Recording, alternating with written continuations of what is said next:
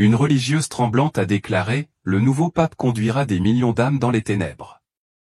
C'était son témoignage après avoir connu la mort clinique et avoir été amené devant Jésus. Au cours de son expérience de mort imminente, on lui a montré des vérités horribles sur l'Église à la suite du conclave des cardinaux. Dieu a averti que le temps de la miséricorde touche à sa fin et qu'il reviendra dans la lumière éternelle. Cela peut paraître blasphématoire, mais je vous exhorte à prendre un moment pour écouter cette histoire à cœur ouvert, non pas pour attaquer, mais pour éveiller votre propre foi.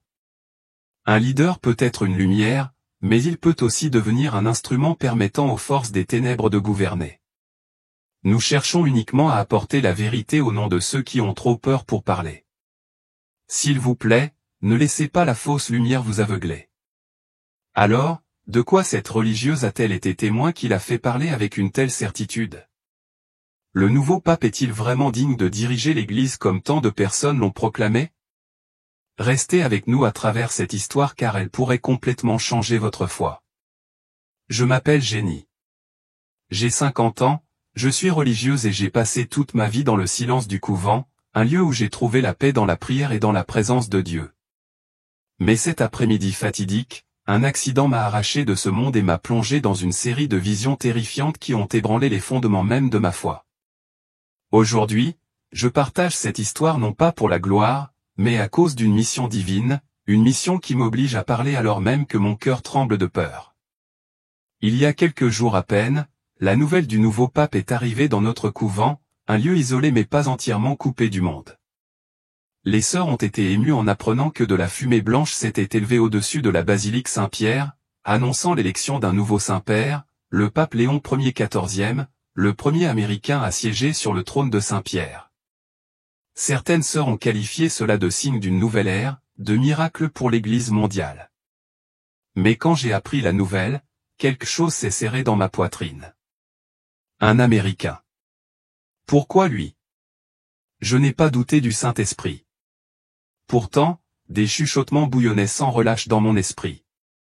Est-il vraiment l'élu de Dieu? Ou est-ce que cela fait partie d'un plan que nous ne pouvons pas encore voir? J'ai essayé d'écarter cette pensée, me disant qu'une religieuse comme moi ne devrait pas juger. Mais chaque fois que je m'agenouillais pour prier, un sentiment de malaise s'installait, comme si une tempête arrivait, mais personne ne pouvait la voir à l'horizon. Avant, ma vie était incroyablement simple, mais pleine de sens. Chaque matin, alors que les premiers rayons de l'aube traversaient les vitraux de notre chapelle, je m'agenouillais devant l'autel, priant pour l'Église et pour les âmes errantes.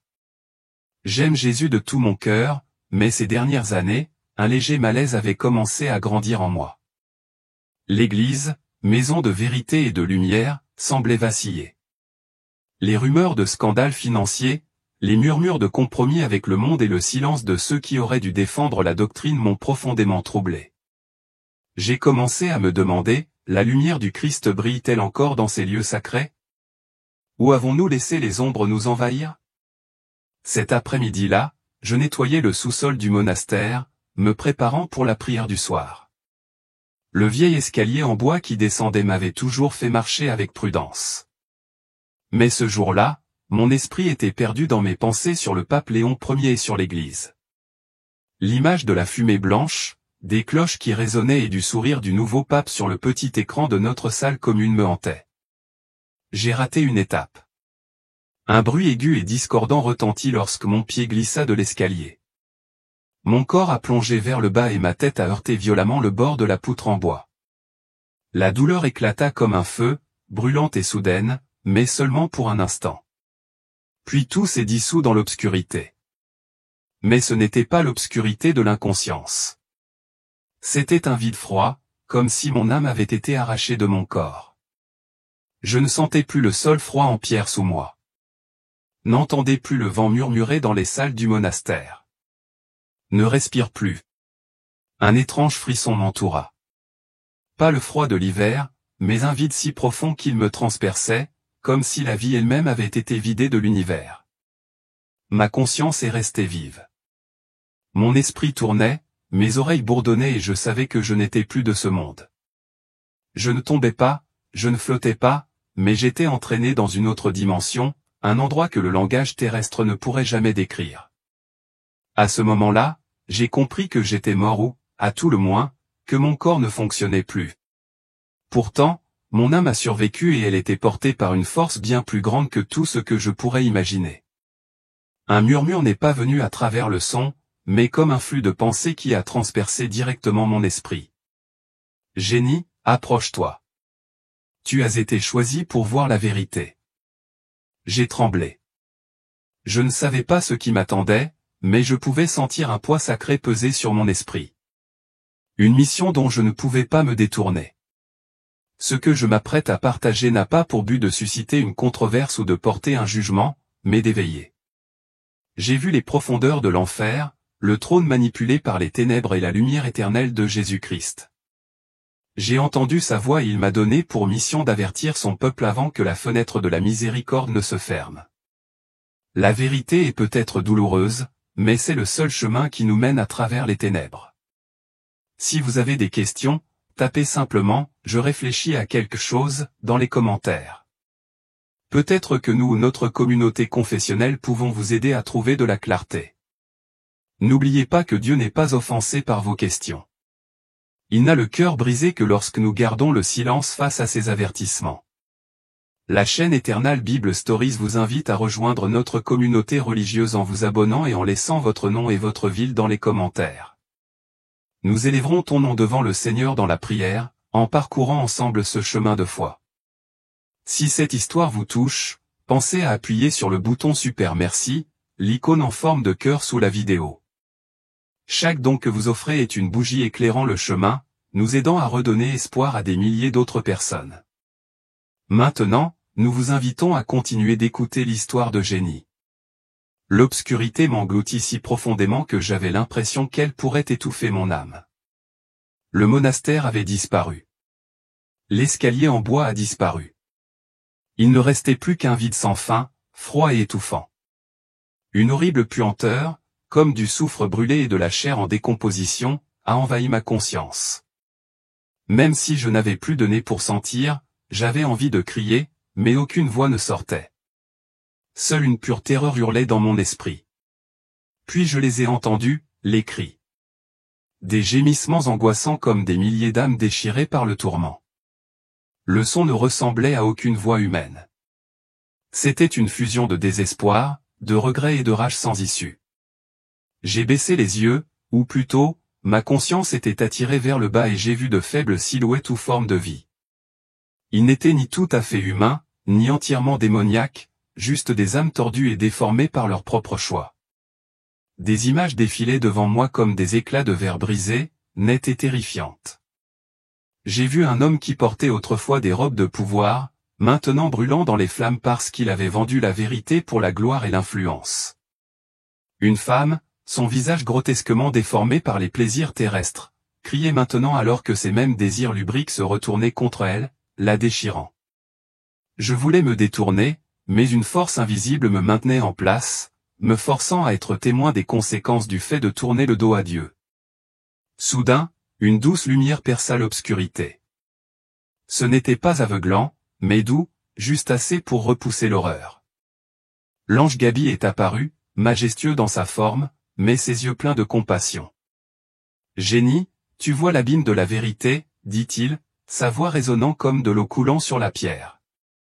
Il a tendu la main et j'ai ressenti un étrange réconfort, même si la peur s'accrochait toujours à moi comme une seconde peau. Gaby m'a guidé à travers les scènes déchirantes. J'ai vu des âmes qui avaient été autrefois bergers, des pasteurs qui avaient conduit leurs troupeaux dans les ténèbres par orgueil. Ils ont choisi le mensonge plutôt que la croix, expliqua Gaby, la voix lourde de chagrin. L'enfer n'est pas l'endroit où Dieu punit. C'est l'endroit où les gens s'emprisonnent lorsqu'ils rejettent la lumière. Je voulais demander pourquoi Dieu permettait cela, mais Gaby semblait lire dans mes pensées. L'amour de Dieu, c'est la liberté, Jenny, dit-il, ses ailes argentées tremblant doucement. Mais cette liberté a un prix, et c'est le prix de ceux qui choisissent le plaisir, le pouvoir et la tromperie. J'ai baissé la tête, le cœur chargé de chagrin pour les âmes pour lesquelles j'avais prié autrefois. Une nouvelle scène est apparue et j'ai commencé à trembler. J'ai vu un faux trône scintillant de lumière, mais émettant le souffle des ténèbres. Des personnages en robe rouge, des cardinaux, réalisés je, étaient agenouillés devant elle, mais pas pour adorer Dieu. Gaby me tenait la main, sa voix devenant sévère. Ce sont ceux-là qui déforment la vérité, ouvrant la voie à un faux berger vêtu de blanc. Un frisson me parcourut le dos lorsque je me rappelai le malaise que j'avais ressenti à propos du nouveau pape, Léon Ier XIV. L'image de la fumée blanche et de son visage souriant sur l'écran du monastère m'est venue à l'esprit. Vraiment? Murmurai-je, mais Gaby leva la main pour m'arrêter. Pas encore, génie, dit-il. Vous en verrez davantage, mais laissez d'abord cette douleur s'inscrire dans votre cœur. Nous avons traversé une rivière de feu où les âmes se débattaient et criaient le nom du Seigneur, mais il était trop tard. J'ai vu des gens autrefois indifférents à la foi brûler désormais dans l'apathie à laquelle ils s'accrochaient autrefois. Un homme a crié, je ne savais pas. Je ne savais pas. Mais Gaby secoua la tête. Ils savaient, mais ils ont choisi de ne pas croire. Je n'en pouvais plus. Des larmes invisibles coulaient de mon âme. Pourquoi dois-je voir ça? Ai-je demandé, ma voix se brisant de douleur. Gaby me regardait, ses yeux comme une tendre flamme. Parce que tu es choisi pour les avertir, génie. Le monde dort et le temps presse. Soudain, la mer de feu disparut, remplacée par un champ sans fin de blé doré. Je pouvais encore sentir une légère odeur de soufre, mais l'espace semblait plus léger, comme si l'enfer n'avait été qu'un prélude. Gaby se tenait à côté de moi, sa voix grave et autoritaire. Ce que vous avez vu est la vérité, mais ce n'est pas la fin. Soyez prêts, car vous verrez le trône manipulé et la lumière victorieuse. J'acquiesçai, même si mon cœur tremblait encore. L'enfer n'était pas seulement un endroit. C'était un avertissement vivant sur les conséquences de nos choix. Je savais que je ne pourrais jamais retourner à une vie ordinaire, pas après ce que j'avais vu. Gaby a posé sa main sur mon épaule et une lumière chaude m'a entouré, me transportant vers la vision suivante. Alors que la lumière m'enveloppait, j'ai senti une nouvelle force monter en moi. Je n'étais plus la fragile religieuse du couvent. J'étais désormais témoin de la vérité. Le cri résonnait toujours dans mon esprit, mais je m'accrochais fermement à ma vocation. Conduis-moi, murmurai-je à Garvey, prêt à affronter ce qui l'attendait ensuite. Une chaleur rayonnante enveloppait mon âme, emportant le soufre âcre et les cris tourmentés qui persistaient des profondeurs de l'enfer. Je me sentais en apesanteur, comme si j'étais attiré à travers un voile délicat où les ombres se dissolvaient dans une immobilité sacrée.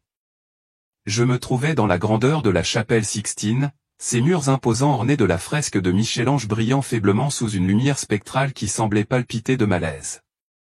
L'air portait un lourd silence, comme si les anges peints au-dessus retenaient leur souffle avec effroi. La lumière des bougies dansait dans des bougeoirs en laiton, projetant des ombres tremblantes sur les rangées de cardinaux vêtus de robes cramoisies. Leurs visages portaient le poids du moment. Certains s'inclinaient dans une fervente prière, d'autres échangeaient des regards prudents qui trahissaient leur trouble intérieur. Un léger bourdonnement d'anticipation remplit le sacré, imposant mais troublant. Il s'agissait de Léon Ier XIV, le premier Américain à monter sur le trône de Saint-Pierre. Son visage nous était familier grâce aux écrans vacillants de notre humble couvent. Son sourire, autrefois chaleureux dans les émissions lointaines, paraissait désormais aigu et calculé. Ses yeux brillaient d'une confiance qui semblait dépourvue de grâce divine. Les robes qu'il portait scintillaient, mais leur lumière n'était pas naturelle comme de l'acier poli reflétant une lueur froide et creuse. Mon âme se serra, émue par le souvenir du faux trône que j'avais entrevu dans l'abîme, son allure masquant une sinistre vérité. Léon Ier XIV leva la main, et la chapelle tomba dans un profond silence, rompu seulement par les respirations laborieuses des cardinaux. Sa voix, douce et résonnante, remplissait l'espace comme un hymne dépourvu de chaleur sacrée. Mes frères, commença-t-il, nous sommes à l'aube d'une nouvelle église, une église qui embrasse tout sans jugement. Chaque mot atterrissait comme une pierre sur mon âme, lourde promesse qui faisait écho au mensonge. Il parlait d'une église sans croix, sans le poids de la doctrine, d'une vision de tolérance qui semblait douce mais sonnait creux. La croix, pierre angulaire du salut, a été rejetée comme une relique dépassée, et mon esprit a reculé devant l'audace de ces paroles. J'avais envie de crier, mais ma présence était éthérée, témoin silencieux d'une vérité qui se déformait sous mes yeux. Un cardinal âgé, aux cheveux blancs comme neige, tenait son chapelet avec des mains tremblantes, ses lèvres remuant dans une prière silencieuse. Ses yeux brillaient de défi, mais le regard de Léon Ier XIV, froid et inflexible, le balaya, et les épaules du vieil homme s'affaissaient sous un fardeau invisible. La pièce semblait rétrécir, comme si le poids de la tromperie se pressait contre les murs mêmes du sanctuaire. Un jeune cardinal, le visage rouge d'inquiétude, se pencha vers son voisin et lui murmura des mots que je n'entendais pas. Leurs regards échangés parlaient de doute. Pourtant, personne ne s'est levé pour contester la proclamation du nouveau pape. Mon âme bouillonnait d'angoisse comme une tempête qui faisait rage à l'intérieur alors que j'étais témoin des graines de la trahison prendre racine dans ce lieu le plus sacré. Une douce lumière s'épanouit à côté de moi et Gabriel apparut, ses ailes argentées frémissant dans l'air oppressant de la chapelle. « Génie, dit-il, sa voix étant une lame tranchant à travers le brouillard des mensonges.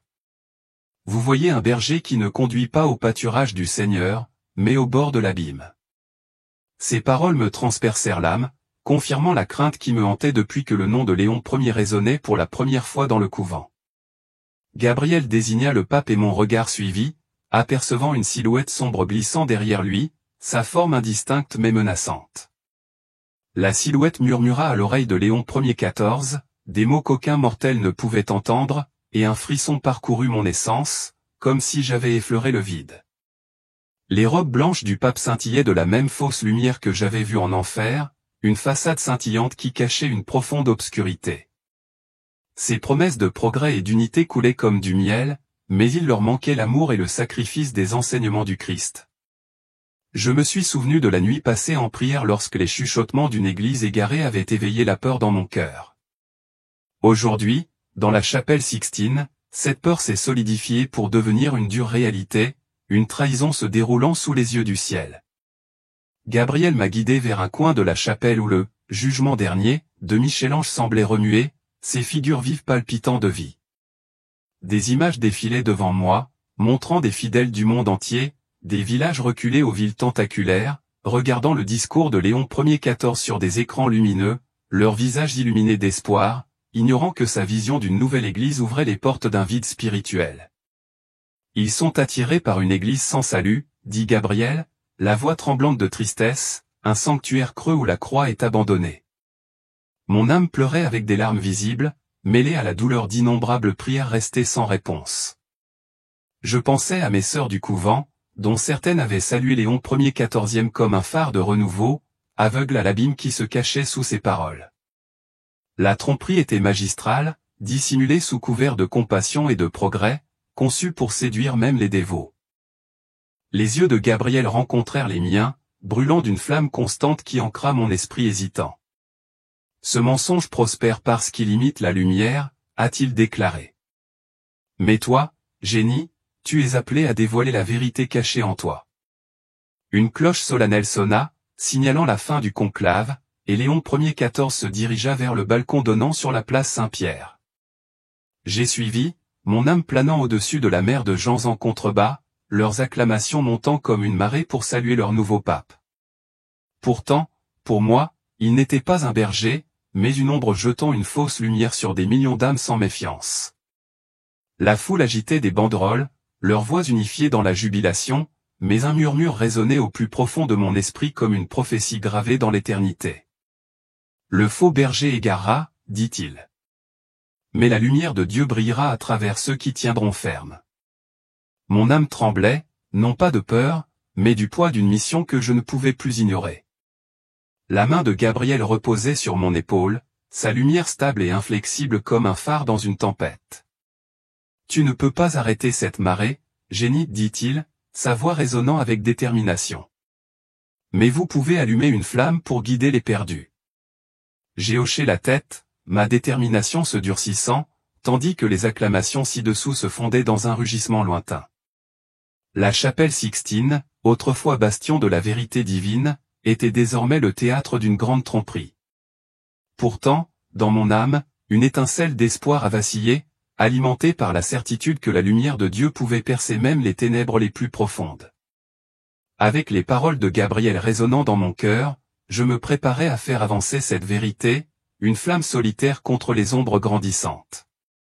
La place Saint-Pierre s'est déroulée devant moi, non pas comme une vision lointaine, mais comme une réalité palpitante, où je me tenais au milieu d'une foule d'âmes innombrables, leur souffle se mêlant à une marée fervente.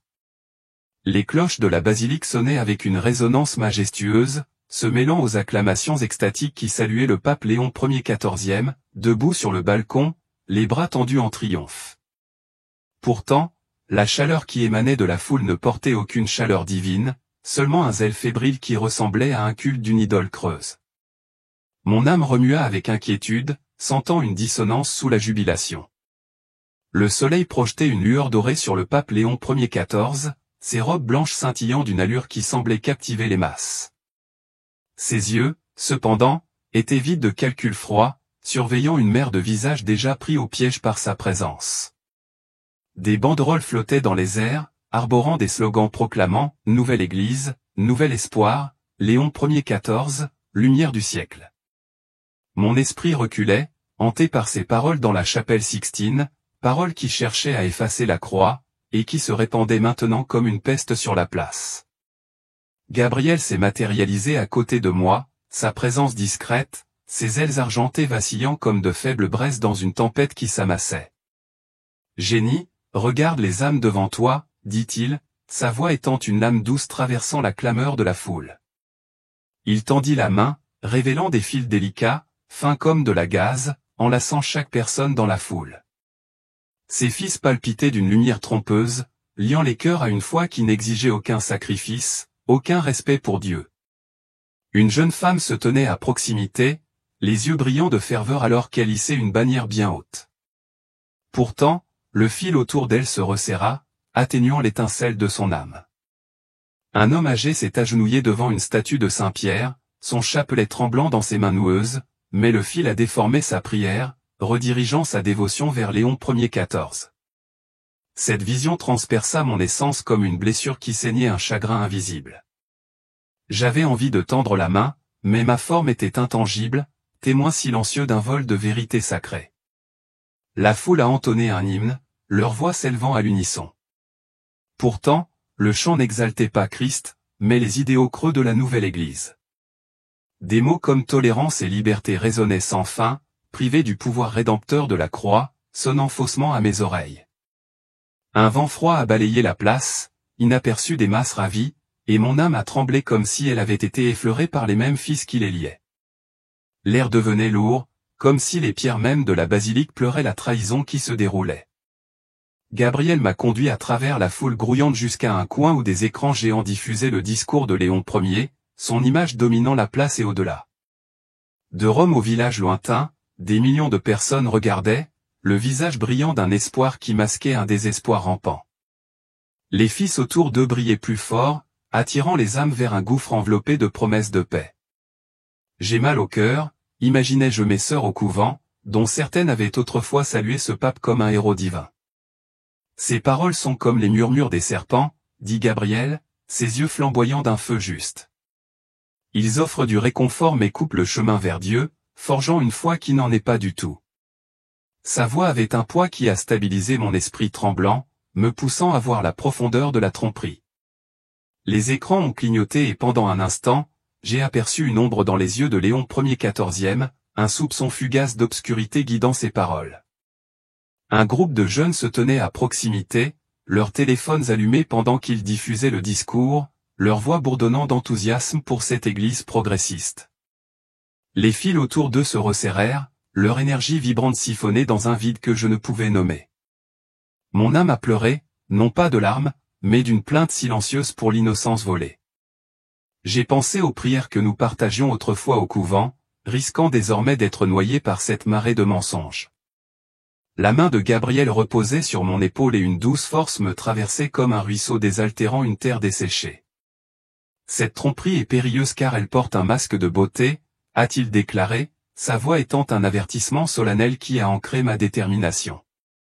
Les paroles de Léon Ier XIV sont des chaînes déguisées en conseils, et des millions de personnes sont prises au piège. Il désigna le balcon où la silhouette du pape semblait s'agrandir, projetant une ombre qui s'étendait au-delà de la place. J'ai levé mon regard vers le balcon et une entité sans forme a émergé derrière Léon Ier XIV. Sa présence était un miasme sombre qui lui murmurait du venin à l'oreille. La foule restait inconsciente, mais son souffle glacial effleurait mon âme. Un écho glaçant de l'abîme que j'avais entrevu dans des visions précédentes. Mon essence frémit, comme si je me tenais au bord d'un précipice, mais une étincelle de défi s'alluma en moi. L'influence de l'entité était palpable, une force silencieuse tissant les fils qui unissaient les fidèles. C'est le fruit de l'abandon de la vérité, dit Gabriel, son ton résolu comme un appel au combat. Pourtant, génie, tu es choisi pour briser ces liens avec la lumière de Dieu. Ces paroles ont allumé une flamme dans mon âme, transformant l'angoisse en une détermination farouche. J'ai croisé son regard, mon esprit stable malgré le poids de la tâche qui m'attendait. La place tremblait, non pas à cause des tremblements de terre, mais à cause d'un vent sacré qui ondulait dans l'air, faisant frémir les fils invisibles. Quelques âmes dans la foule s'arrêtèrent, leurs yeux scrutant le ciel, comme s'ils sentaient une vérité au-delà de l'attrait du pape. Gabriel m'a pris la main, son contact étant un phare me guidant jusqu'à la fin de la vision. Ces âmes sont la raison pour laquelle vous avez été appelés, dit-il, sa voix étant une promesse gravée dans l'éternité. Je me tenais au milieu de la multitude, mon âme étant une torche solitaire vacillant dans une mer de cœurs liés. Les acclamations de la foule se sont estompées, remplacées par une force tranquille qui montait en moi, comme si Dieu avait forgé une lame de vérité pour mes mains. J'ai murmuré un vœu, non pas à l'air, mais au divin qui me soutient. Je ne les laisserai pas tomber. J'ai promis, ma mission est désormais un feu qui ne peut être éteint. La place Saint-Pierre s'est dissoute dans la brume, mais le poids de la vision persistait. Un fardeau sacré que j'ai assumé avec une détermination inébranlable. Les fils de la tromperie pouvaient lier le monde, mais je portais une lumière qui pouvait les rompre. Avec les paroles de Gabriel résonnant dans mon cœur, je me suis préparé à affronter les épreuves à venir. Une flamme solitaire contre une obscurité envahissante. Le feu de ma mission allumé sur la place Saint-Pierre brûlait toujours dans mon âme, mais le monde autour de moi s'assombrissait comme si un voile de fer était descendu. Un souffle froid de pierre ancienne m'enveloppa et je me tenais devant une porte en bois massive, sa surface gravée de motifs énigmatiques qui semblaient se tordre dans la pénombre. Caché au fond d'un couloir sombre du Vatican, ce portail dégageait une menace silencieuse, comme s'il gardait des secrets trop lourds pour le monde d'en haut. Mon âme frémit, mais le poids de mon objectif manquera contre la peur envahissante. Gabriel se tenait à côté de moi, ses ailes argentées projetant de faibles lueurs qui dansaient sur les murs de pierre fissurés, comme si les rochers eux-mêmes pleuraient les vérités qu'ils cachaient. La porte s'ouvrit en gémissant, libérant une brume sombre qui tourbillonnait de murmures malveillants, chaque mot étant un éclat de glace contre mon essence. Je franchis le seuil, l'esprit tremblant à la vue d'une chambre clandestine, aux murs ornés de symboles anciens qui ne ressemblaient en rien à la croix. Ces marques pulsaient avec une énergie étrange évoquant une époque oubliée plongée dans l'ombre. Au cœur de la chambre se trouvait une table en pierre où se rassemblait un cercle d'hommes en robe noire, leur présence rayonnant d'une autorité effrayante. Un grand livre reposait sur la table, ses pages brillaient d'une sinistre lumière rouge qui semblait respirer avec une intention malveillante. Ce n'étaient pas des cardinaux, mais leurs yeux brillaient d'une puissance capable d'influencer le sort de millions de personnes. Mon âme recula comme si elle était effleurée par le bord d'un abîme, sentant le dessein impie qui les liait. Un homme, d'une voix gutturale venant d'une profondeur invisible, scanda une incantation, et le livre frémit comme s'il invoquait une force dépassant l'entendement des mortels. L'air devenait épais, lourd du poids de la trahison, et mon esprit sentait l'attraction d'une obscurité plus ancienne que les pierres qui m'entouraient. Je restais figé, témoin silencieux d'un rituel qui profanait le caractère sacré de l'Église. La main de Gabriel toucha mon épaule et une douce chaleur me parcourut, calmant la peur qui s'enroulait autour de mon âme. « Génie, tu es dans le creuset où la vérité est déformée, » dit-il, sa voix tranchante comme une lame coupant le brouillard de la tromperie. Ces hommes n'adorent pas Dieu, mais le trône du pouvoir, et ils sont les architectes de l'ascension de Léon Ier XIV. Ces paroles ont transpercé mon essence, révélant la profondeur d'une conspiration qui menaçait l'âme même de l'Église. J'ai regardé le livret, dans sa lueur cramoisie, une image de Léon Ier XIV a clignoté, son sourire familier transformé en un masque grotesque de servitude de masse. La vision a confirmé une vérité obsédante selon laquelle même le pape n'était qu'une marionnette, ses ficelles tirées par les mains dans l'ombre de cette salle. Mon esprit était rempli de tristesse, non pas pour moi, mais pour les fidèles qui faisaient confiance à un berger égaré. La chambre trembla et une ombre colossale s'éleva du livre, sa masse informe se fondant en une présence qui éclipsait les personnages en robe. Des yeux rouges brillaient dans l'obscurité, balayant les hommes qui s'inclinaient avec révérence, prêtant allégeance à cette entité. Je l'ai reconnu comme la même malveillance que j'avais aperçue derrière Léon Ier XIV sur la place, une force qui tissait la tromperie au cœur de l'Église. Mon âme frissonnait comme si je me tenais devant les portes de l'enfer lui-même. Le poids de la trahison pesait sur moi comme une pierre écrasant le souffle de mon esprit. Pourtant, j'ai renforcé ma détermination, jurant de transmettre cette vérité au monde. L'Église, la maison sacrée de Dieu, était en train d'être dénaturée par des traîtres, et je ne pouvais pas me détourner de l'appel à dénoncer leurs machinations. J'ai mémorisé chaque détail, les symboles, le livre, l'ombre, chacun étant une pièce d'un puzzle que j'étais destiné à résoudre. Gabriel m'a guidé vers un coin où était accroché un miroir ancien, dont la surface ondulait comme un étang perturbé. En son sein, des visions se sont déroulées. Les cardinaux acceptent l'or des personnages en robe noire, le clergé scelle des pactes secrets et Léon Ier XIV proclame « l'Église 2.0 ». Tandis que l'ombre murmurait son venin, le miroir révélait une toile de corruption tissée au fil des années, liant les fidèles à un faux évangile.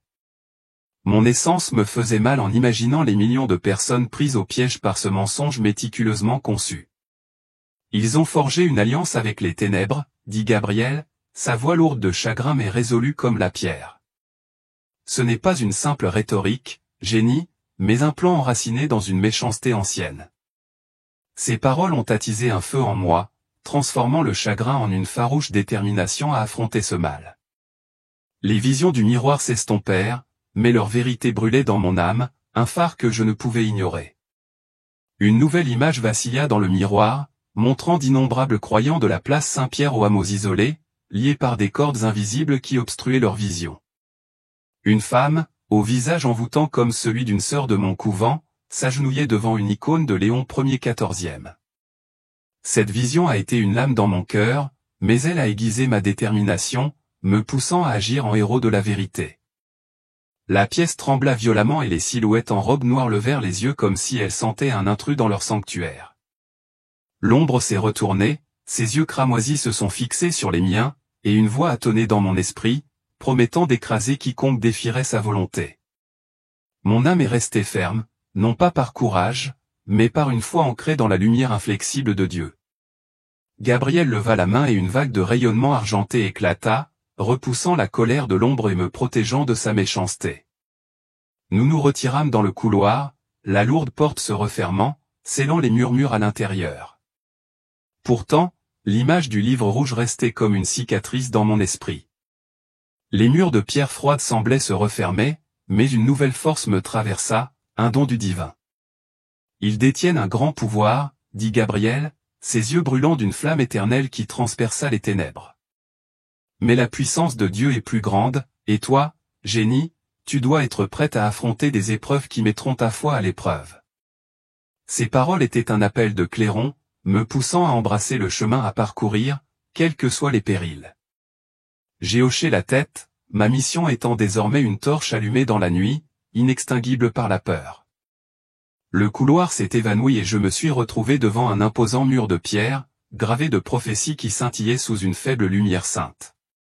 Ma main effleura la pierre et des mots s'enflammèrent, écrits au feu, proclamant que la vérité ne libérerait que ceux qui osaient la dire. Le poids de ma vocation s'est posé sur moi, lourd comme une montagne. Pourtant, je l'ai accueilli comme un fardeau sacré. Avec Gabriel à mes côtés, je me suis lancé dans l'inconnu. Les échos de la chambre alimentent ma détermination. Les secrets du Vatican étaient un labyrinthe de tromperies, mais je portais une lumière capable de percer ces ombres. Mon âme, forgée dans cette vision, était prête à affronter les épreuves à venir. Une flamme solitaire contre les ténèbres qui menacent l'Église de Dieu. Le mur des prophéties s'est dissous et je me suis retrouvé au milieu du pouls frénétique d'une rue de New York, où les gratte-ciels se dressaient tels des titans défiant le ciel. La cacophonie des klaxons des voitures, des voix précipitées et des mouvements incessants ont assailli mon âme. Un contraste frappant avec le calme solennel des couloirs du Vatican. Les néons baignaient la ville d'un faux éclat. Pourtant, un vide creux persistait sous cette agitation, comme si le divin avait été banni de ce royaume étincelant. Mon esprit a hésité, insensible au chaos, mais résolu dans la mission gravée en moi.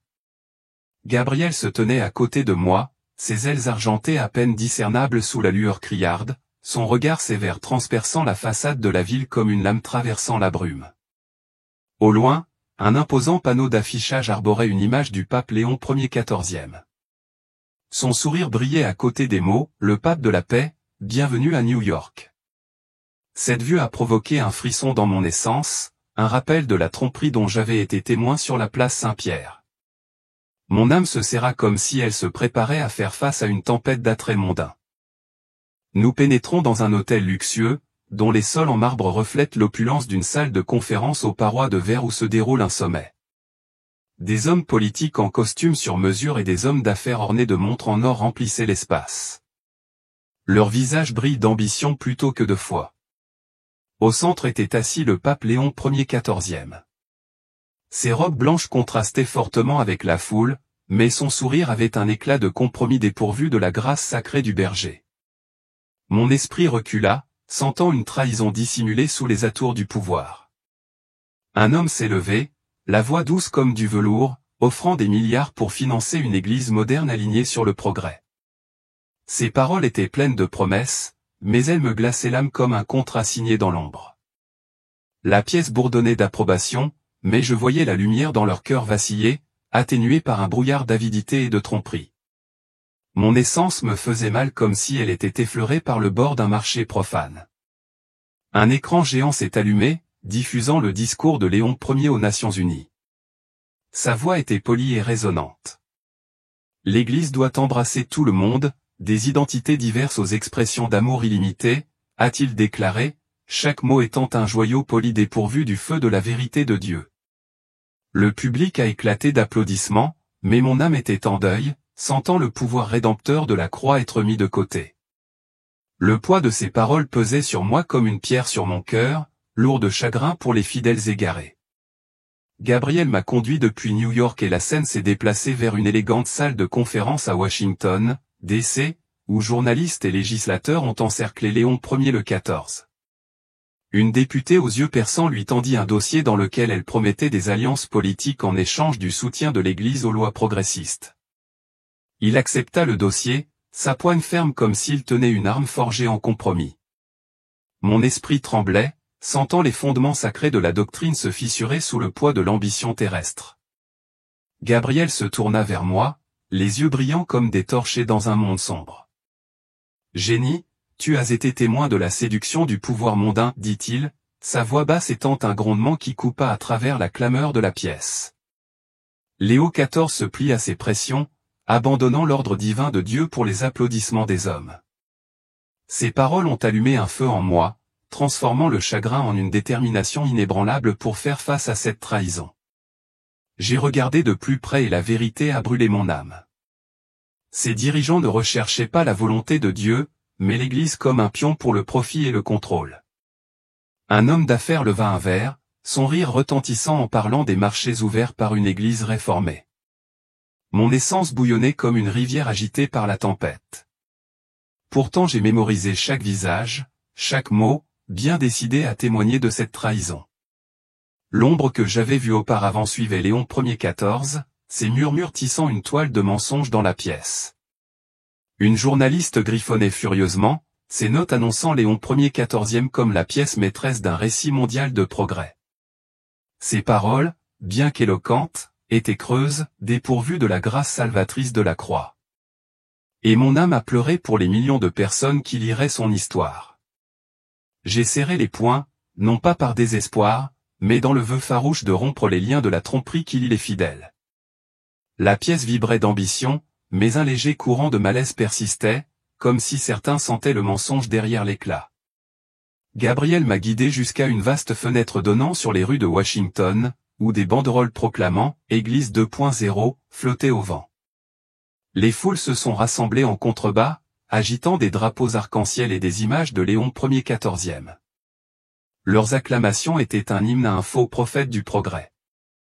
Les cordes invisibles, scintillantes de lumière artificielle, liaient leurs âmes comme elles l'avaient fait sur la place Saint-Pierre. Mon cœur ne brûlait pas d'angoisse mais d'une détermination aussi inflexible que la pierre à les libérer de cette illusion. Une vision m'est venue à l'esprit, envoyée par Gabriel, montrant des églises du monde entier où les sermons évitaient désormais la repentance et la croix.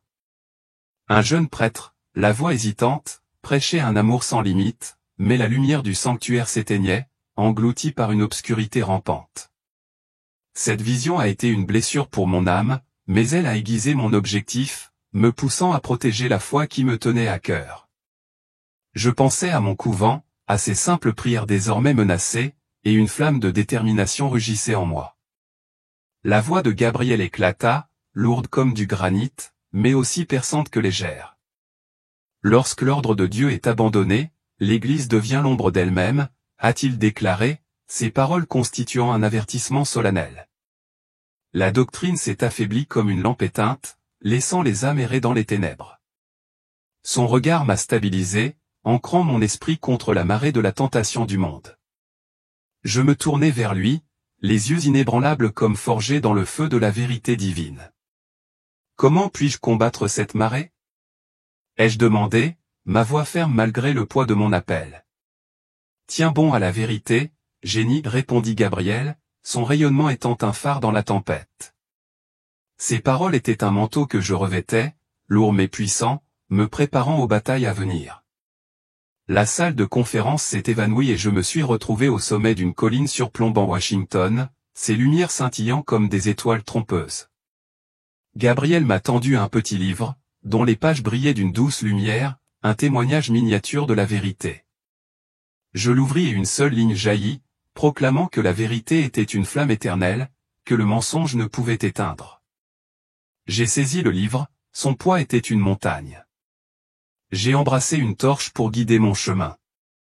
La ville tremblait, non pas de tremblement de terre physique, mais d'un vent sacré qui remuait l'air, comme si l'appel de Dieu se répercutait à travers le monde. Quelques âmes en bas levèrent leur regard, leurs yeux cherchant au-delà des promesses de Léon Ier XIV, comme s'ils sentaient une vérité supérieure. Ma mission s'est cristallisée, une lame de lumière pour percer les ténèbres de la tromperie. Avec le livre en main, je me sentais prêt à affronter la prochaine épreuve. Mon âme est une flamme solitaire contre un monde influencé par la tentation. Gabriel hocha la tête, sa présence étant un vœu silencieux de me guider à travers les ombres. Ensemble, nous sommes entrés dans un nouveau royaume où la vérité mettrait ma foi à l'épreuve. Pourtant, je portais une lumière qui ne pouvait pas être atténuée. Le livre de lumière dans mes mains s'est dissous et des champs de blé doré s'étendaient à l'infini devant moi, leurs tiges se balançant sous un vaste ciel du Midwest, chantant un hymne silencieux à la création. Une douce brise transportait le parfum de la terre et des récoltes, ancrant mon âme après le chaos des villes du monde. Gabriel est apparu à côté de moi, ses ailes argentées scintillant légèrement sous la lumière du soleil, ses yeux profonds de contemplation, comme s'il traçait les courants spirituels de cette terre. Mon esprit s'agita, sentant une vérité tranquille cachée sous l'étendue dorée. Génie, c'est le cœur de l'Amérique, a déclaré Gabriel, sa voix résonnant mais teintée de chagrin. Ici, les premiers doutes sur un pape américain ont pris racine bien avant l'avènement de Léon XIV. J'ai regardé à travers les champs et une vision s'est déroulée. Les agriculteurs se sont rassemblés dans une église en bois patiné. Leur murmure était lourd d'inquiétude à propos d'un pape venu de leur pays ambitieux. Leurs visages, gravés par le labeur d'un travail honnête, portaient un scepticisme qui me transperçait l'âme comme s'ils sentaient une fracture dans le sacré.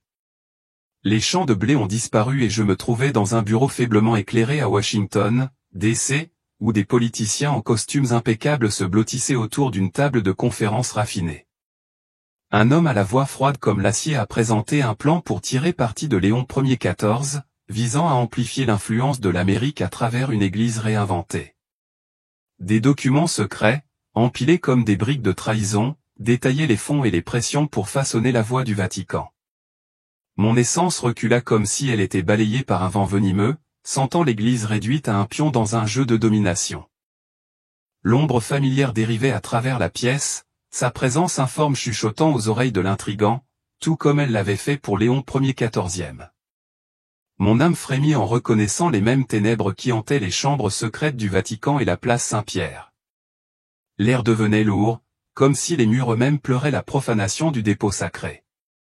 Je suis resté silencieux, témoin d'une conspiration qui cherchait à transformer la foi en un outil de pouvoir. Un écran s'est allumé, affichant une publication de Donald Trump sur les réseaux sociaux.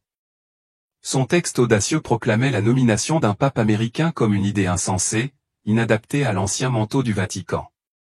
Les commentaires ont inondé la tribune, une tempête de moqueries, de théories du complot et d'accusations de complot visant à américaniser l'Église. Le vitriol s'est propagé comme une traînée de poudre des villes rurales aux villes mondiales, semant la division parmi les fidèles. Mon esprit tremblait, non pas pour défendre Léon, mais de chagrin pour l'unité du peuple de Dieu, fracturé par le doute. Le regard de Gabriel rencontra le mien, ses yeux flamboyants comme une flamme à travers le brouillard du chaos. Cette division est le fruit de l'abandon de Léon XIV à la tentation, a-t-il déclaré, sa voix ferme comme une pierre angulaire. L'orgueil et l'attrait du monde l'ont égaré, atténuant la lumière de l'Église. Ces paroles ont transpercé mon âme, suscitant la volonté d'exposer les racines de ce schisme grandissant. La scène s'est déplacée vers un studio de télévision animé à New York, où les commentateurs se sont affrontés sur l'héritage de Léon Ier XIVe. L'un l'a salué comme un visionnaire, tandis qu'un autre s'est moqué du fait qu'un Américain ne pourrait jamais comprendre les traditions sacrées du Vatican. Un écran affichait Léon Ier XIVe, son sourire confiant vantant l'Église 2.0. Pourtant, ses yeux étaient creux, comme vidés par l'influence de l'ombre. Mon cœur me faisait mal comme une rivière gonflée de chagrin tandis que je mémorisais chaque mot, chaque geste, pour comprendre la profondeur de sa chute. Nous nous sommes rendus sur une place bondée de Londres, où les manifestants brandissaient des banderoles critiquant un pape américain. Leurs chants ont résonné sur tous les continents, du Brésil à l'Afrique. Les rapports affluent, révélant que des communautés fidèles remettent en question les motivations de Léon Ier XIV, leur confiance érodée par les rumeurs d'influence étrangère. Les troubles mondiaux pesaient sur mon âme comme une pierre pressée contre mon esprit, mais ils ont néanmoins alimenté ma détermination à découvrir la vérité. La portée de l'ombre s'étendait bien au-delà de l'Amérique, insérant le doute dans le tissu de la foi. La voix de Gabriel coupa la clameur, profonde comme un glas. Le doute ne se propage pas seulement sur le sol américain, mais aussi à cause de l'échec de Léon Ier XIV à marcher dans la lumière de Dieu, a-t-il déclaré.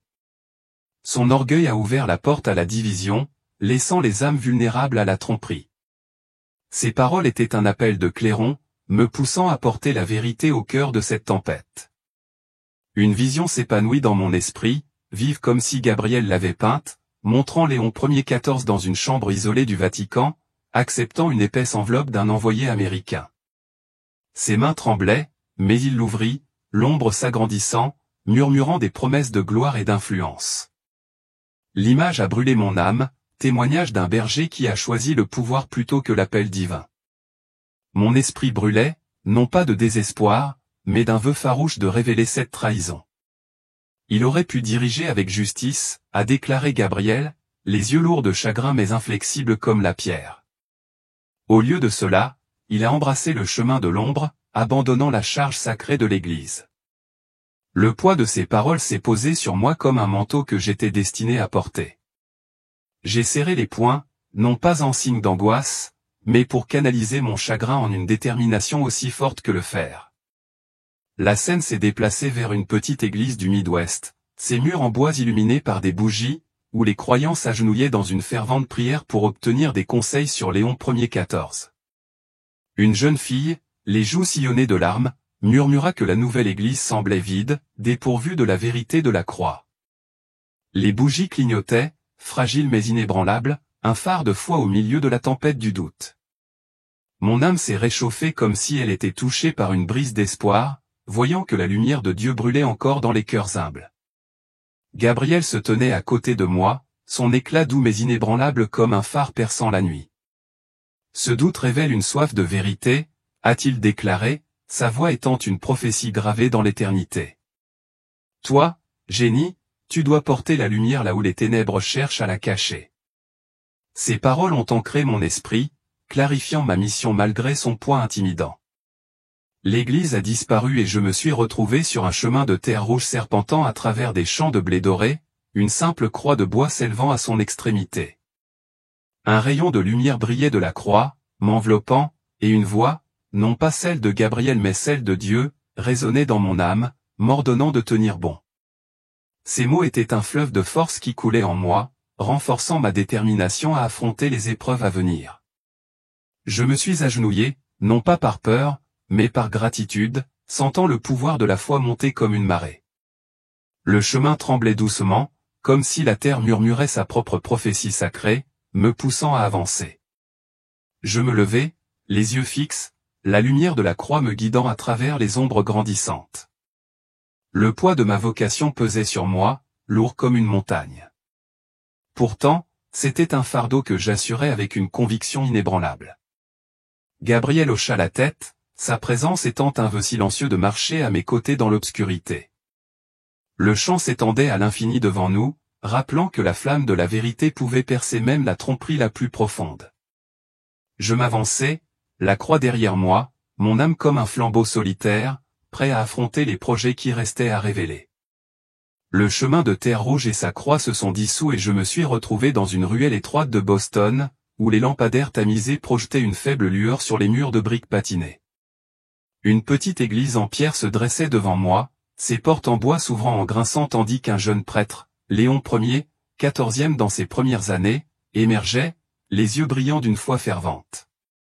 Gabriel apparut à côté de moi, ses ailes argentées scintillant dans la brume, le regard lourd de chagrin, comme s'il pleurait un destin déjà écrit. Mon âme a remué, sentant la pureté d'un homme qui n'est pas encore accablé par le poids de l'ambition. Génie, vois le chemin de cet homme, dit Gabriel, sa voix étant un murmure solennel résonnant dans la nuit. Loin de la lumière de Dieu, il s'est égaré dans l'ombre de ses propres désirs. J'ai suivi le jeune prêtre dans l'église où il s'est agenouillé devant l'autel, les mains tremblantes en parcourant les pages usées de la Bible. Sa voix, chaleureuse comme un foyer, prêchait aux pauvres, offrant du réconfort aux âmes fatiguées, et mon esprit se gonflait d'empathie comme une rivière touchant la terre desséchée. La scène a changé et j'ai vu Léon Ier 14e, désormais prêtre respecté, entrer dans un grand manoir new-yorkais où hommes politiques et magnats l'accueillaient avec des verres levés. Son sourire vacilla, une lueur de malaise trahissant son cœur, comme déchiré entre la croix et l'attrait de l'influence. Un homme avec un costume à épingles dorées se penchait près de lui, son murmure promettant un avancement en vue d'une coopération avec de puissants alliés. Mon essence me faisait mal comme une blessure qui saignait doucement alors que j'étais témoin des premières fissures dans sa détermination sacrée. Le temps s'écoulait comme un ruisseau agité et je vis Léon Ier 14e, aujourd'hui évêque, assis dans un bureau opulent. Son bureau brillait d'épaisses enveloppes provenant de donateurs invisibles. Fini les ferventes prières de sa jeunesse. Ses heures étaient consumées par des appels avec des bienfaiteurs, sa voix polie mais dépouillée de sa chaleur d'antan. L'ombre, faible mais grandissante, planait derrière lui, murmurant des promesses de grandeur qui atténuaient la lumière dans son âme. Mon esprit frémit comme si je regardais une bougie vaciller dans une tempête qui s'organisait, sa flamme étant au bord de l'extinction. Gabriel m'a conduit à une nuit pluvieuse à Rome, où Léon Ier 14e, aujourd'hui cardinal, se tenait seul dans une chambre sombre, regardant à travers une fenêtre striée de pluie. Une Bible poussiéreuse gisait intacte sur son bureau, éclipsée par une invitation à un gala d'élite du Vatican. Il s'est détourné de l'appel de Dieu, dit Gabriel, sa voix s'écrasant comme des vagues contre une pierre inflexible. Mon âme pleurait, lourde du poids d'une foi abandonnée pour la lueur éphémère des acclamations du monde. La scène a changé et j'ai vu Léon Ier 14e lors d'un somptueux banquet, ses rires résonnant aux côtés des magnats. Pourtant, ses yeux étaient vides, comme si son esprit avait été enfermé. Une femme vêtue d'une robe sertie de diamants lui offrit une bague gravée d'un symbole arcanique, et il l'enfila sans s'arrêter, scellant un pacte silencieux. L'ombre s'agrandissait, ses yeux cramoisis brillaient dans l'obscurité, et un frisson transperça mon essence, comme si son regard m'avait effleuré. Mon cœur battait comme un tambour faisant écho à une perte, me poussant à graver chaque détail dans ma mémoire. Dans les profondeurs cachées du Vatican, j'ai vu Léon Ier XIV dans une chambre secrète, signant des documents aux côtés des personnages en robe noire que j'avais aperçus auparavant. N'étant plus l'humble prêtre de Boston, il était un homme consumé, les mains tremblantes alors qu'il se liait à leur sombre alliance.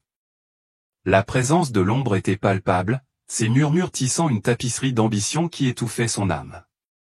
Mon esprit recula comme s'il se tenait au bord d'un abîme. Pourtant, j'ai juré de transmettre cette vérité au monde. L'ambition a pris au piège son cœur, dit Gabriel, ses yeux brillant à travers le voile de la tromperie.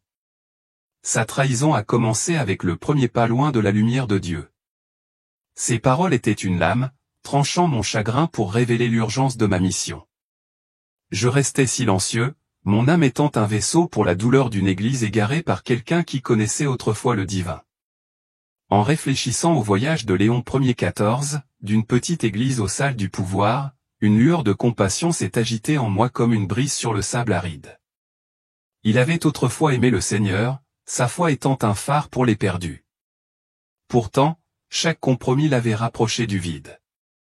Le souvenir de mon couvent, où les sœurs priaient avec une dévotion inébranlable, a allumé un feu dans mon âme, non pour condamner, mais pour sauvegarder la vérité.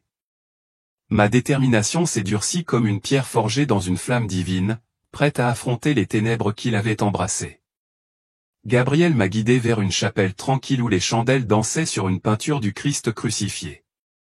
Sa sombre beauté contrastait fortement avec l'opulence dont j'avais été témoin. La chute de Léon Ier XIV est un avertissement, dit Gabriel, sa voix douce mais ferme comme le fer. L'ambition égare, mais la vérité de Dieu reste un guide éternel. Ces paroles ont ancré mon esprit, un phare au milieu de la tempête de la trahison. J'ai hoché la tête. Le poids de ma mission était vaste comme une montagne, mais radieux comme une torche qu'on ne pouvait éteindre. Le calme de la chapelle m'enveloppait, me rappelant que la foi pouvait supporter même la corruption la plus profonde. Mon âme palpitait avec détermination, prête à porter la lumière de la vérité dans les ombres grandissantes.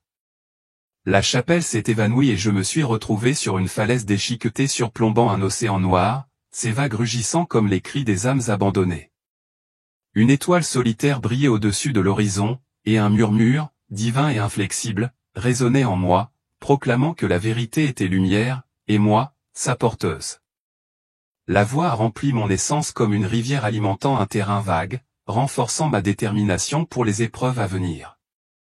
Je me suis accroché à mon objectif, stable comme la faible lueur de l'étoile, insensible à l'obscurité en dessous. La falaise tremblait comme si la terre elle-même faisait écho à l'appel divin, me poussant à avancer. Gabriel se tenait à côté de moi, sa présence étant un vœu silencieux de me guider à travers les périls à venir. Mon âme, forgée dans la vision de la chute de Léo, brûlait d'une clarté qu'aucune ombre ne pouvait atténuer. Le rugissement de l'océan s'est adouci et j'ai senti la force de la vérité de Dieu déferler en moi comme une marée soulevant un navire fatigué. Je me suis avancé vers l'inconnu, l'étoile au-dessus de mon guide, prêt à affronter les projets à venir. Le poids de mon appel était immense, mais c'était un manteau que je portais avec une foi inébranlable. Avec Gabriel à mes côtés, j'avançais dans l'obscurité, mon âme étant une flamme solitaire perçant la nuit. Le chemin à parcourir était semé d'épreuves, mais le murmure de la vérité m'a soutenu, un phare qu'aucune tromperie ne pouvait éteindre. J'ai avancé, les échos de la chute de Léon étant un avertissement, ma mission un vœu de restaurer la lumière dans l'église de Dieu. La falaise et son océan noir ont disparu, et je me suis retrouvé dans une chambre souterraine sous le Vatican, où des torchers vacillantes projetaient des ombres étranges sur des murs de pierre sculptés de symboles anciens comme des malédictions gravées par des mains oubliées. L'air était épais, oppressant, comme si les ténèbres elles-mêmes exhalaient un souffle malveillant, enroulant une vrille glacée autour de mon âme. Gabriel se tenait à côté de moi, ses ailes argentées émoussées par le poids de la chambre, ses yeux perçants de tristesse, comme s'il était témoin d'une tragédie annoncée depuis longtemps. Mon esprit a tremblé, mais le feu de ma mission m'a tenu fermement face à l'obscurité suffocante, a-t-il déclaré. Génie, ici les graines de la trahison ont été semées. Je me tournai vers le cœur de la chambre, où Léon Ier XIV, alors cardinal, se tenait seul devant un cercle gravé dans le sol en pierre, brillant d'une sinistre lumière rouge sang. Une entité imposante et sans forme s'élevait du cercle, ses yeux cramoisis flamboyants comme des braises éternelles, rayonnant d'une puissance qui glaçait mon essence. Mon âme recula comme effleurée au bord d'un abîme, tremblante à la vue d'un homme confronté aux héros de l'enfer. La voix de l'entité, grave et venimeuse, résonnait dans la chambre, promettant le trône de pierre en échange d'une alliance.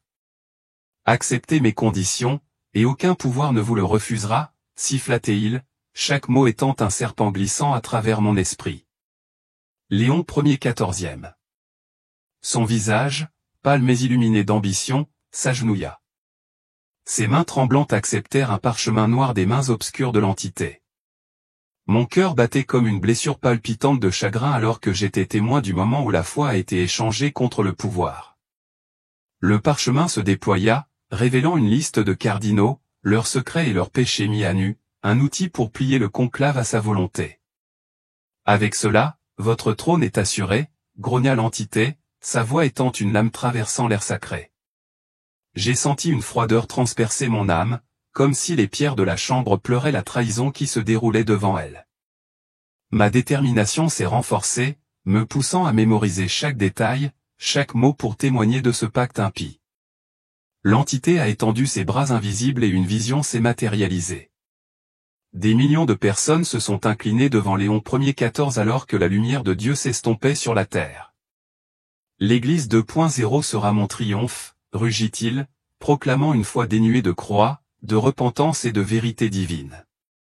Léon Ier XIV hocha la tête, les lèvres scellées, les yeux creux, comme si son âme avait été troquée contre une couronne d'ombre.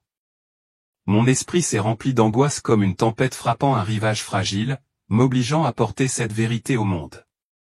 La main de Gabriel reposait sur mon épaule, son contact comme une légère flamme perçant l'obscurité oppressante de la pièce. C'est le zénith de la trahison, a-t-il déclaré.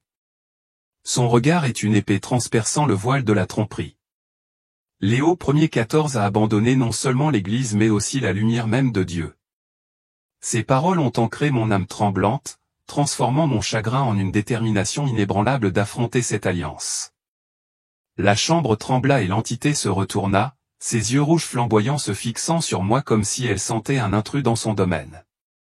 Ceux qui me défieront seront écrasés, tonna-t-il, sa voix faisant 1000 poignards déchirant l'air. Gabriel leva la main et une vague de lumière argentée éclata, repoussant la colère de l'entité. Pourtant, sa puissance se pressait contre moi comme un raz-de-marée prêt à engloutir tout espoir. J'ai serré ma détermination, ma foi en Dieu comme une ancre inébranlable, refusant de céder aux ténèbres.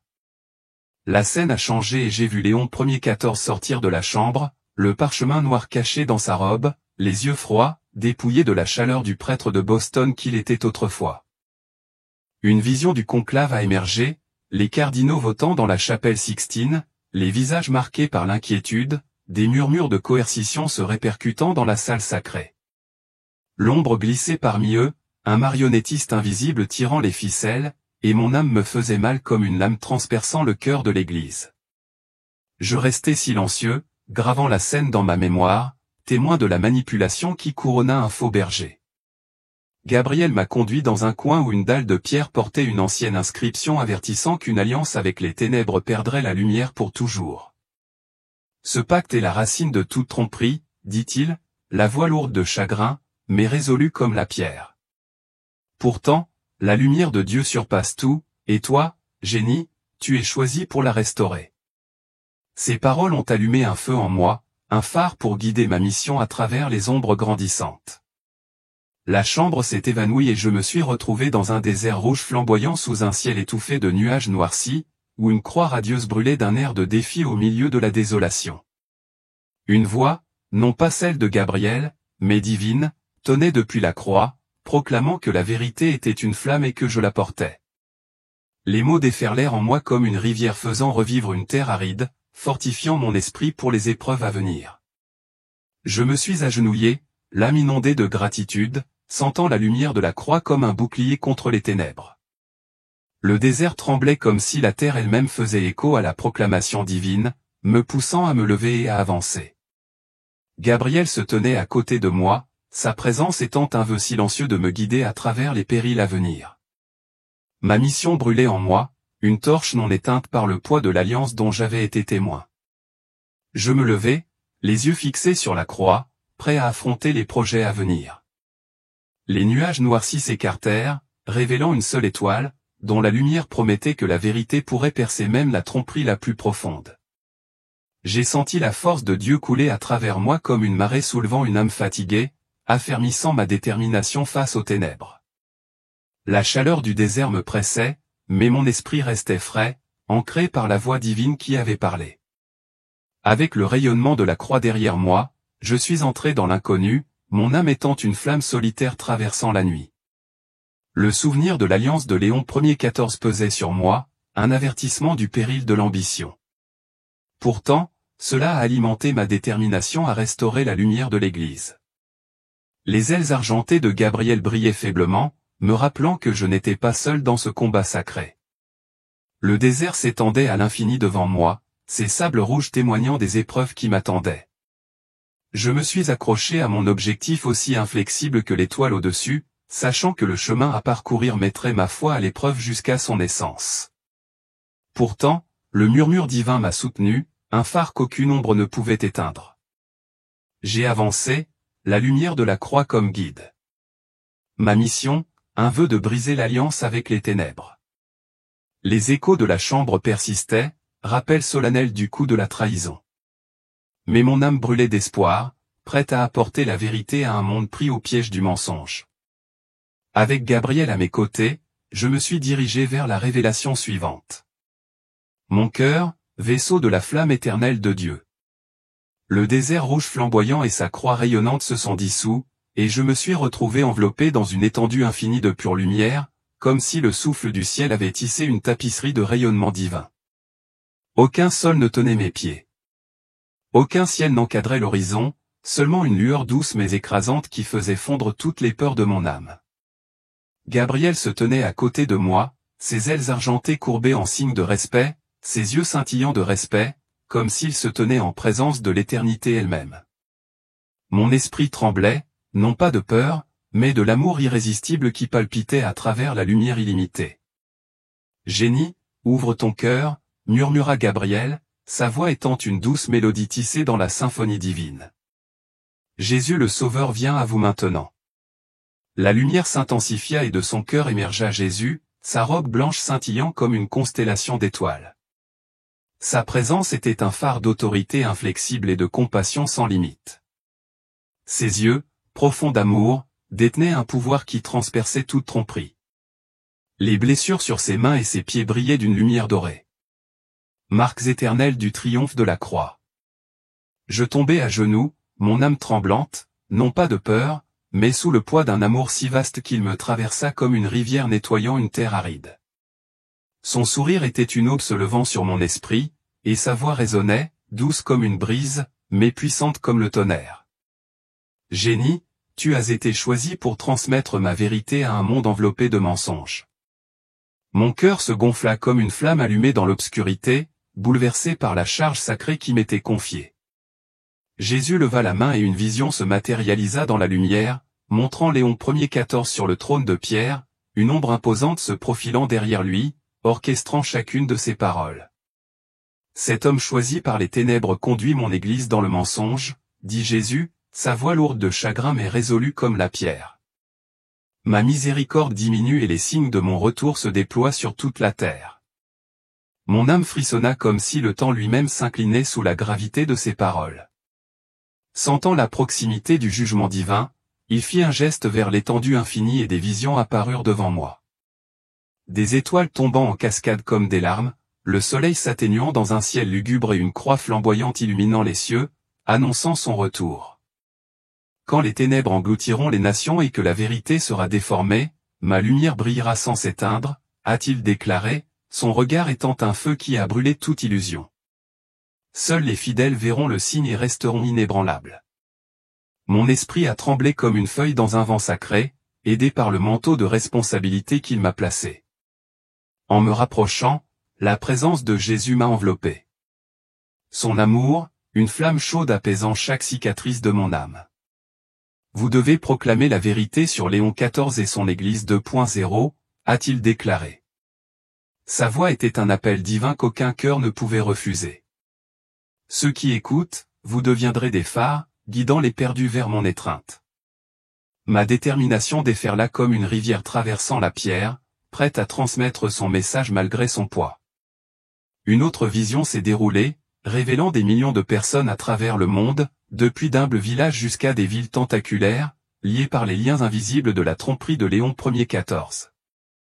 Pourtant, quelques âmes ont levé leur regard, leurs yeux brillants d'espoir, leurs prières, une lumière faible mais inflexible au milieu de l'obscurité. Ce sont mes fidèles, mes torchés, dit Jésus, son rayonnement illuminant l'étendue comme s'il enflammait le monde d'un feu divin. Mon angoisse s'est transformée en détermination, comme une étincelle qui s'enflamme, me poussant à atteindre ces cœurs inébranlables. Jésus a posé sa main sur mon front et une puissance divine a coulé à travers moi comme le fleuve de la vie alimentant un désert désolé. L'heure de mon retour est inconnue. Pourtant elle approche, dit-il, sa voix résonnant comme une cloche dans les couloirs du temps. Quand les ténèbres remporteront la victoire, ma lumière éternelle brisera toutes les chaînes. Mon âme brillait comme si une étoile s'était allumée en moi, ancrée par la promesse de son triomphe ultime. La lumière trembla et une dernière vision apparut, un livre radieux plus grand que celui que Gabriel m'avait offert un jour, ses pages brillant d'un feu blanc brillant. Ceci est ma parole, dit Jésus, et le livre s'ouvrit. Des lettres d'or proclamaient que la vérité libérerait et que les fidèles verraient sa gloire. J'ai saisi mon objectif comme une épée forgée dans une flamme divine, prête à la manier contre les ombres. Son sourire m'enveloppa, un vœu que je ne marcherai jamais seul. La lumière infinie s'adoucit et je me trouvai sur une colline verdoyante sous un ciel nuageux, où se dressait une simple croix de bois, inébranlable contre la tempête qui se préparait. Gabriel se tenait à côté de moi, les yeux fixes, comme fortifié par la rencontre divine que nous avions partagée. « Vous avez vu la lumière éternelle, dit-il, sa voix calme mais pleine d'espoir. » Mon esprit palpitait comme une torche nouvellement allumée, désireux de porter ce rayonnement dans le monde. En regardant depuis la colline, j'ai vu des étincelles de lumière au loin, les fidèles dispersés comme des étoiles, leur prière étant un défi silencieux aux mensonges de Léon XIV. Ces âmes attendent la vérité que vous portez, dit Gabriel, ces paroles étant un vent doux attisant la flamme en moi. Le poids de ma mission pesait sur moi, vaste comme une montagne. Pourtant, c'était un fardeau que j'assumais avec une foi inébranlable. Mon âme brûlait, prête à enflammer les ténèbres avec la vérité du Christ. Une douce brise portait un murmure divin, faisant écho à la promesse que Dieu était toujours avec moi. Les nuages au-dessus se séparèrent, révélant une seule étoile, dont la lumière rappelait que la vérité pouvait percer même la tromperie la plus profonde. J'ai senti la force de la présence de Jésus s'attarder comme une rivière soutenant mon esprit à travers les épreuves à venir. Ma détermination était inébranlable, un phare qu'aucune ombre ne pouvait obscurcir. Je descendis la colline, la croix de bois derrière moi, sa force tranquille me guidant à travers les ombres grandissantes. Les étincelles de lumière en bas m'appelaient des âmes aspirant à la vérité que je portais. Et mon cœur a répondu par un vœu d'incendie criminel. La présence de Gabriel était une assurance silencieuse, ses ailes argentées brillaient faiblement dans le crépuscule. Le chemin à parcourir était semé d'embûches. Pourtant j'avançais, mon âme une flamme solitaire allumée par la présence du Seigneur. La pente douce de la colline a cédé la place à un sentier sinueux. Chaque étape témoigne de la charge divine que je portais. Le souvenir des paroles de Jésus brûlait en moi, un feu qu'aucune tromperie ne pouvait éteindre, me poussant à affronter les ténèbres de Léon XIV. J'ai tenu la vérité dans mes bras comme une torche haute, prête à affronter les épreuves qui m'attendaient.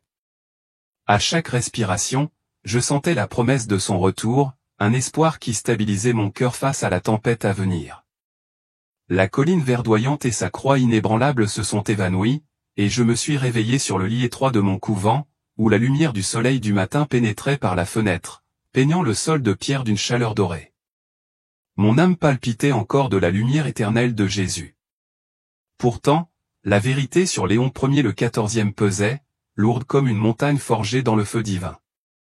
Gabriel était absent, mais sa voix persistait dans mon esprit, me poussant à porter la lumière dans un monde enveloppé de tromperies. Je me suis levé, le cœur enflammé de détermination, prêt à remplir la mission sacrée qui m'a été confiée par le Seigneur. En entrant dans la cour du couvent, j'ai trouvé les sœurs inclinées en prière, leurs visages rayonnant de foi simple, comme des bougies vacillantes contre une tempête qui s'amassait. J'ai partagé les visions dont j'avais été témoin, la chambre sombre du Vatican, l'alliance impie de Léon Ier XIV et l'avertissement de Jésus concernant son retour imminent. Nous devons proclamer la vérité, ai-je déclaré, ma voix tremblante mais ferme, comme un vent balayant une vallée aride. Leurs yeux brillaient de détermination comme des étoiles perçant le crépuscule, affirmant leur engagement à mes côtés. J'ai écrit une lettre aux églises du monde entier, appelant les fidèles à embrasser la sainteté et à se préparer à la venue du Seigneur. Lorsque l'heure de la miséricorde se terminera, la lumière brillera pendant 5 minutes et la trompette de la victoire annoncera son retour. J'ai écrit, mes paroles sont un phare pour les âmes fatiguées. J'ai imaginé ce moment, un ciel illuminé de gloire, une croix radieuse dans les cieux et des croyants inébranlables au milieu du chaos. Mon esprit s'est envolé comme une rivière jaillissant à travers des terres arides, propulsé par l'espoir du triomphe divin. En me rendant dans une église rurale, je me suis adressé à un rassemblement de fidèles, les yeux écarquillés de peur et d'anticipation.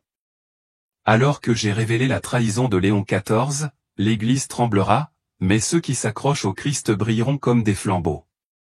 Prévins-je, ma voix aussi ferme que le granit. Une femme âgée m'a saisi la main, m'avouant ses doutes sur l'Église 2.0. Ces mots ont allumé une étincelle de force en moi, comme une flamme attrapant de l'amadou sec. Je les ai exhortés à prier, à répandre la vérité et à vivre selon la parole de Dieu, même si le monde méprisait leur foi. L'image de Jésus a fleuri dans mon esprit, ses yeux débordant d'amour et d'autorité, me rappelant que sa lumière surpasse toutes les ténèbres. Partout dans le monde, des plaines africaines aux villes asiatiques, les croyants ont commencé à faire écho à mon message, leurs lettres et leurs prières tissant une tapisserie de défis contre la tromperie. Ces âmes fidèles, comme des braises éparses, se sont jointes à une torche flamboyante, illuminant le monde de vérité. Mon cœur brûlait, non pas de douleur, mais d'une détermination aussi tranchante qu'une épée forgée dans la flamme divine. Sur une place animée, des centaines de personnes se sont rassemblées, brandissant des croix et des bibles, leurs hymnes s'élevant avec une foi fervente comme un cœur défiant la nuit. J'ai parlé de l'alliance de Léon XIV, de l'influence des ombres et de la promesse du Seigneur que la lumière prévaudrait. Préparez vos cœurs pour les 5 minutes de lumière où la trompette brisera toutes les chaînes, ai-je proclamé, ma voix résonnant comme un appel du ciel. Les foules unifiées, Amen. Ont tonné à travers moi, réveillant mon âme avec une vigueur renouvelée. Un jeune prêtre s'est approché, les yeux brillants de conviction, déclarant qu'il avait rejeté l'Église 2.0 pour prêcher la vérité intacte. Il m'a offert une Bible usée, à la couverture décolorée, témoignage d'une dévotion inébranlable, et je l'ai serrée fermement, sentant la force de Dieu déferler en moi comme une rivière alimentant un désert desséché. Nous sommes les flambeaux du Seigneur, lui ai-je dit, et son hochement de tête a scellé notre vœu commun de résister à la tempête à venir. Mon esprit brillait, fortifié par l'unité de ceux qui ont choisi la foi plutôt que le mensonge. Des visions de la tourmente de l'Église se sont présentées à moi, les congrégations divisées, les cardinaux s'affrontent et les disciples de Léon Ier s'efforçant d'étouffer la vérité. Pourtant les fidèles persistaient, leurs prières s'élevant comme des phares perçant une mer agitée, inflexibles dans leur dévotion.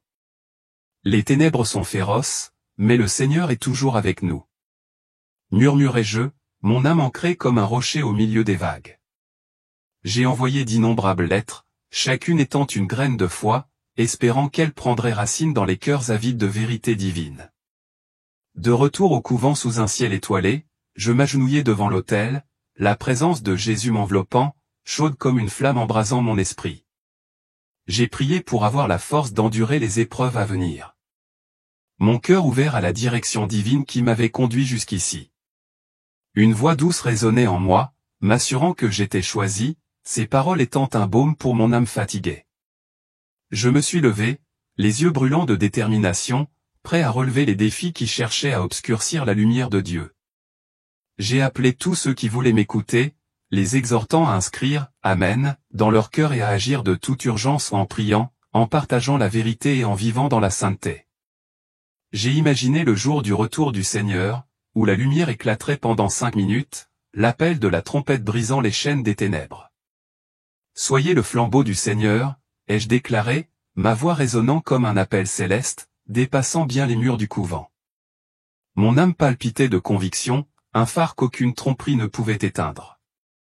Le sanctuaire tranquille du couvent s'est évanoui et je me suis retrouvé dans une vision d'un monde tremblant, mais parsemé de lueurs, les fidèles se tenant fermement contre l'ombre de l'Église 2.0. Leurs prières tissaient un réseau d'espoir comme des étoiles formant une constellation de promesses divines. Je sentais le poids de ma mission, vaste comme un océan, et pourtant c'était un manteau que je portais avec une foi inébranlable. Mon cœur a juré d'unir ces torchers, forgeant un feu qui brûlerait les mensonges de Léon Ier XIV. En entrant dans le monde, je portais la Bible usée, ses pages étant un bouclier contre les ténèbres grandissantes. Le souvenir de la présence radieuse de Jésus a alimenté ma détermination comme une rivière soutenant un voyageur fatigué. J'ai vu des fidèles dans des pays lointains, leur voix s'élevant en harmonie, un cœur de vérité qu'aucune ombre ne pouvait faire taire. Mon esprit s'est envolé, prêt à enflammer le monde avec la lumière de la venue du Christ. Le chemin à parcourir s'étendait dans l'ombre. Pourtant, les étincelles de lumière me guidaient. Chacune est une âme réveillée par la vérité que j'ai partagée. L'absence de Gabriel se faisait sentir, mais ses paroles résonnaient, me rappelant que la lumière éternelle était ma force. J'ai avancé, la Bible serrée contre mon cœur, ma mission étant une flamme qui brillait de plus en plus à chaque pas. Le monde attendait et j'étais prêt à porter la vérité sacrée jusqu'à ses recoins les plus reculés. La cloche du couvent a sonné doucement, un appel à l'action qui a résonné dans mon âme. J'ai imaginé les 5 minutes de lumière, le moment où les fidèles ne feraient qu'un, leur torche flamboyante au mépris de l'obscurité. Ma détermination était inébranlable, comme un roc enraciné dans une promesse divine, prête à affronter les épreuves de la tromperie de Léon XIV. À chaque respiration, je portais l'espoir du retour du Christ, un feu qu'aucune tempête ne pouvait éteindre. La lettre de génie est terminée, mais l'avertissement demeure. L'année 2025 exigera une décision. Chaque croyant sera confronté à un choix, le confort ou la conviction, le compromis ou la consécration, la foule ou la croix. On ne peut plus se cacher derrière la religion. Vous ne pouvez plus dépendre de la célébrité ou de la politique. Jésus m'a fait comprendre que ceux qui brilleront en 2025 sont ceux qui s'inclinent profondément en ce moment. Alors je vous le demande, êtes-vous prêt à obéir même si cela vous coûte? Êtes-vous prêt à dire la vérité quand elle n'est pas la bienvenue? Êtes-vous prêt à quitter le monde pour vous lancer dans votre mission divine? Si vous ressentez l'incitation du Saint-Esprit, pensez à cliquer sur le bouton Super Merci, sur l'icône en forme de cœur sous cette vidéo, et à envoyer un cadeau pour nous soutenir. Qu'il soit petit ou grand, chaque acte de générosité reste gravé dans le royaume de Dieu. Votre soutien nous aide à apporter la lumière, l'avertissement et la foi aux perdus, depuis les villages reculés jusqu'aux villes animées. Que Dieu te bénisse.